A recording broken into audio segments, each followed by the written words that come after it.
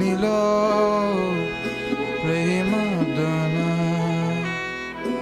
koruna prachur.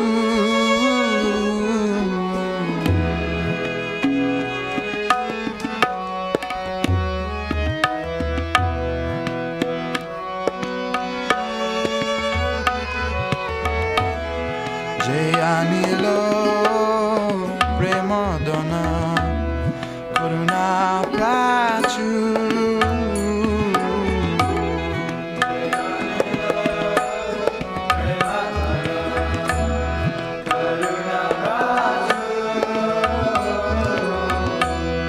Heno Prabhu kota gila acharjataku.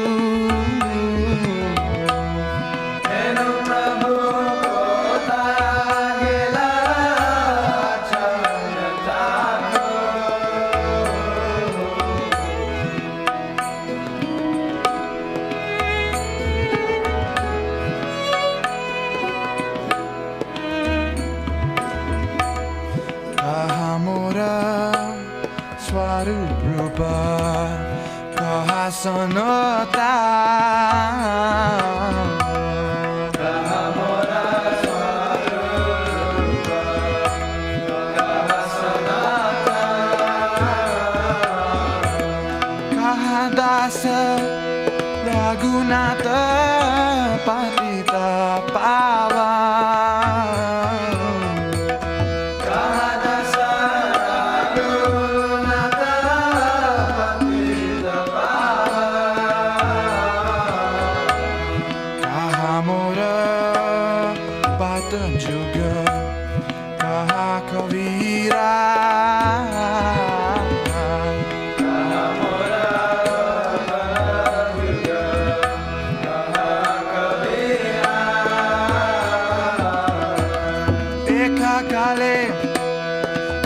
Gila Puranatara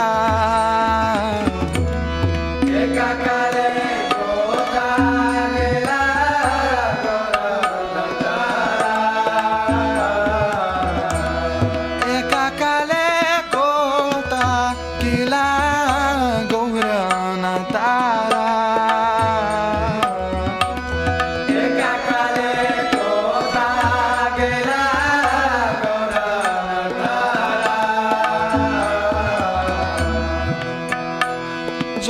Vaishnav Thakur, Vaishnav Thakur, Vaishnav Thakur, Jaya Vaishnav Thakur, Jaya Vaishnav Thakur, Vaishnav Thakur, Vaishnav Thakur, Jaya Vaishnav Thakur, Jaya Vaishnav Thakur, Vaishnav Thakur, Vaishnav Thakur, Jaya Vaishnav Thakur, Jaya Vaishnav Thakur.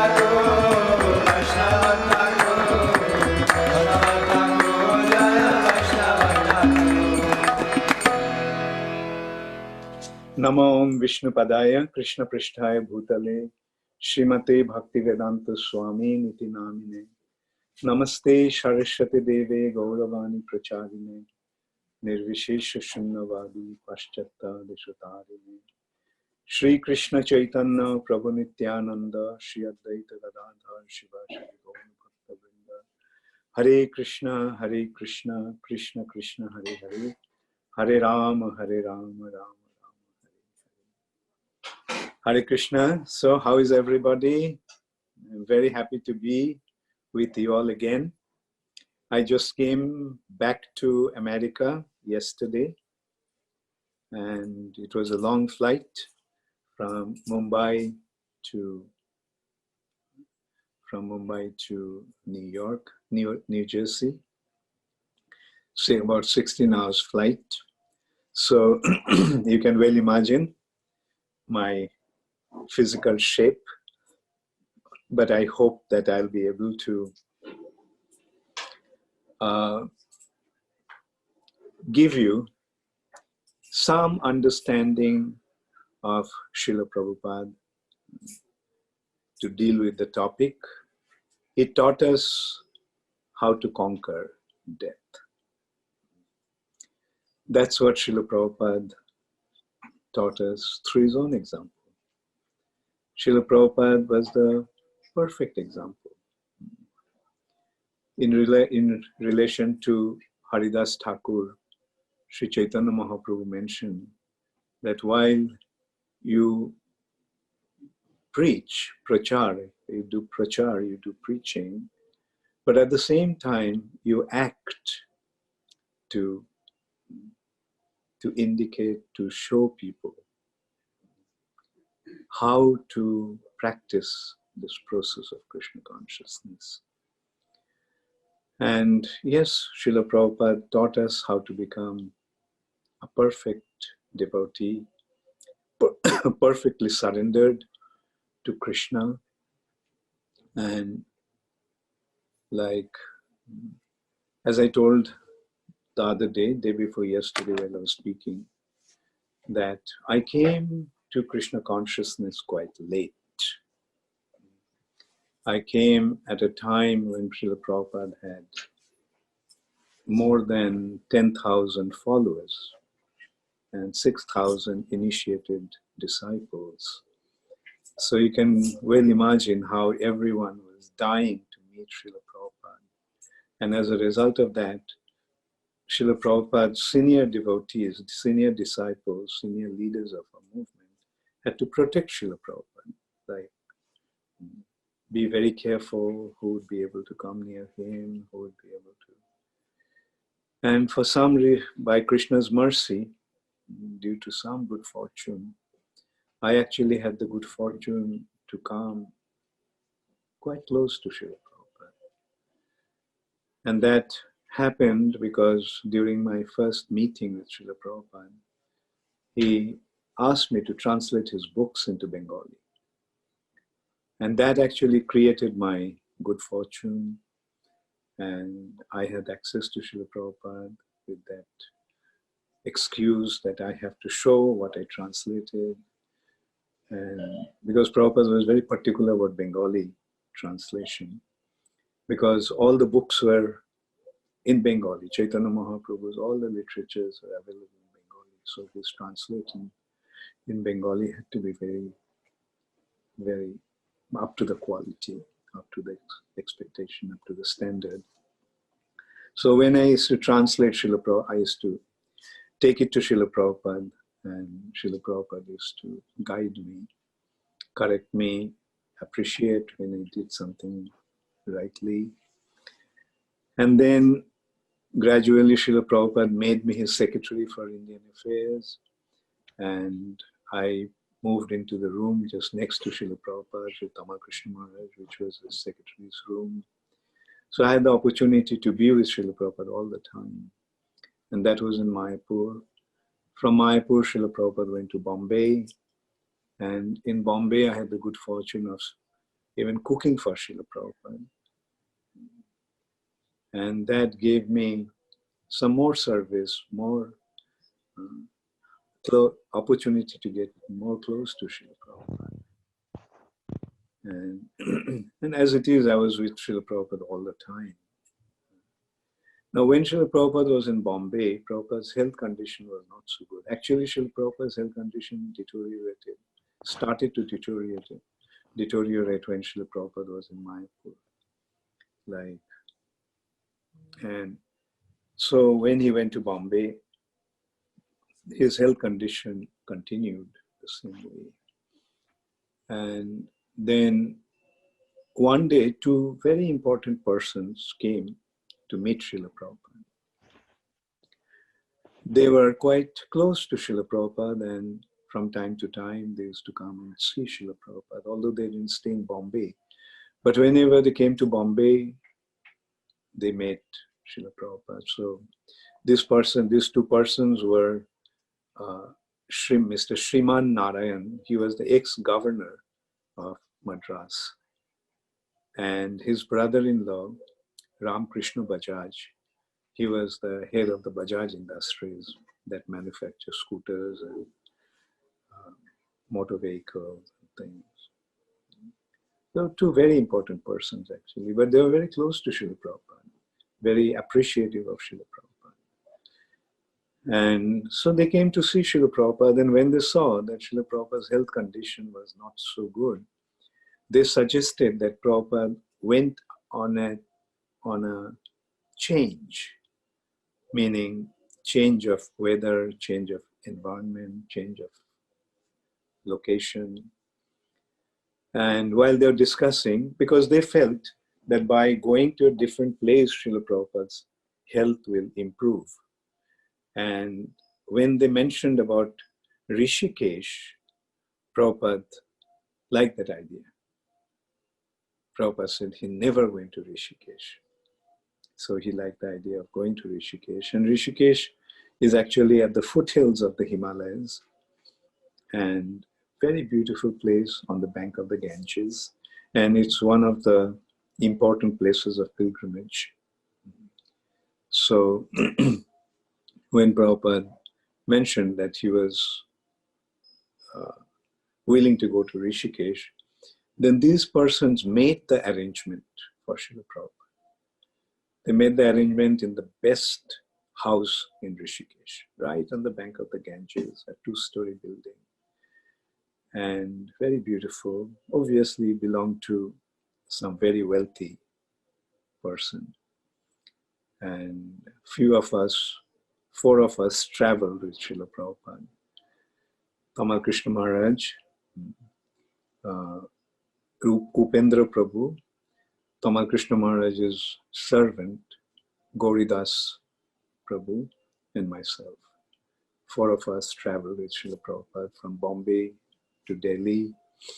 And then from Delhi, we drove to Rishikesh. And anyway, Srila Prabhupada liked the idea, and mostly all of us liked the place very much. It was the Ganges, on the bank of the Ganges. And the Ganges is very different there. It's not so wide, but very strong current. It's coming right after the Himalayan mountain. And that's where it's touching the plain land. And but I used to cook for Srila Prabhupada at the time. So they used to go sporting in the Ganges, swimming in the Ganges. And while I was cooking for Srila Prabhupada, but after cooking, I used to serve the prasad to Srila Prabhupada. And then I also used to join them. And so this is how we are having a beautiful time in Rishikesh. Then one day, all of a sudden, a huge storm hit Rishikesh. It was unbelievable. All this while, the weather was so beautiful, bright sunshine. And because it was at the foothills of Himalaya, although it was midsummer, but it was very, very pleasant. And Ganga was like so refreshing. The Ganga water, I mean, you can see it's really nectar, because as soon as you take a dip in Ganga, you literally feel rejuvenated.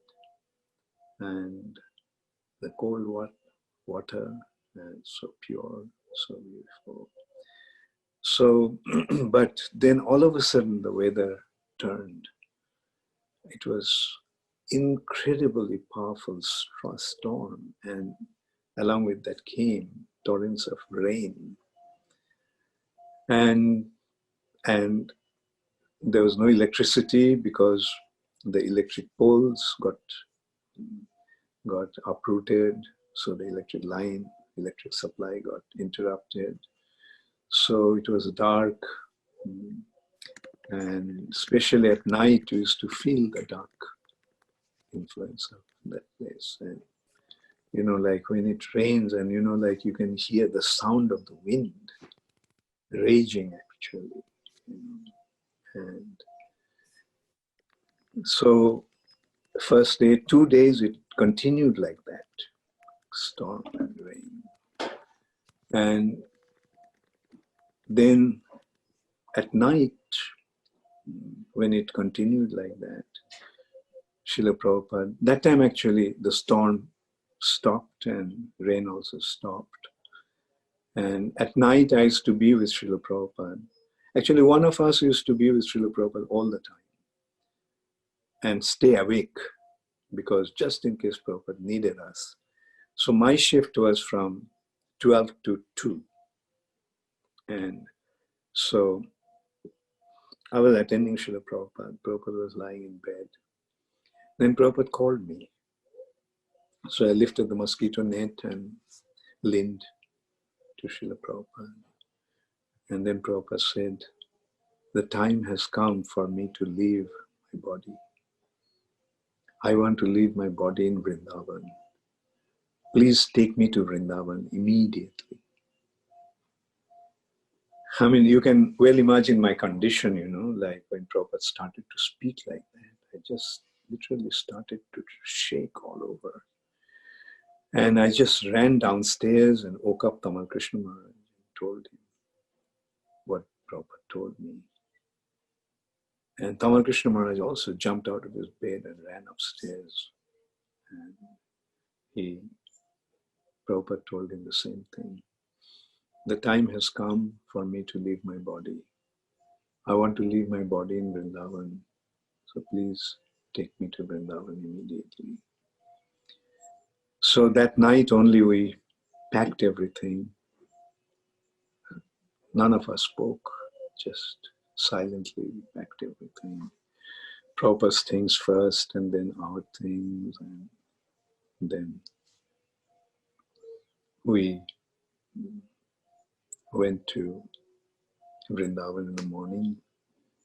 I'm sorry, first we stopped in Delhi for the night, and the next morning we left for Vrindavan. So when we arrived in Vrindavan, all of a sudden the devotees got the news that Prabhupada was coming. So they all were ecstatic, like Prabhupada was coming. So you can well imagine the ecstasy that was prevailing there. But then Prabhupada mentioned why he came. After the darshan of the deities, Prabhupada walked to his room. All the devotees followed him, chanting kirtan. And they came to the room, and there Prabhupada mentioned why he came. And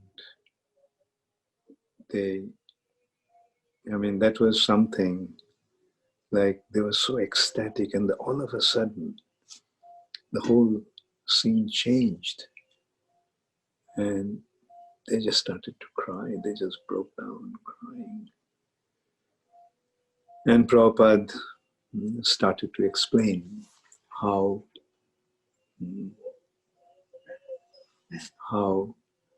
death is inevitable for everyone. And he quoted that verse, Dehi Nashmin Jatha Dehi, Komaram Jovanam Jara. Like this body changes from childhood to youth, Komaram Jovanam Jara. Then eventually it becomes old. And then Tatha Dehantara Praptir. The body changes, but Dehi na, the Dehi, the owner of the body, doesn't change. The body changes from childhood to youth to old age. The body is continuously changing, and we visibly notice that. But whose body is changing? The soul's body. Soul is the proprietor of the body. And the soul is immortal. And in this way, Prabhupada just explained that how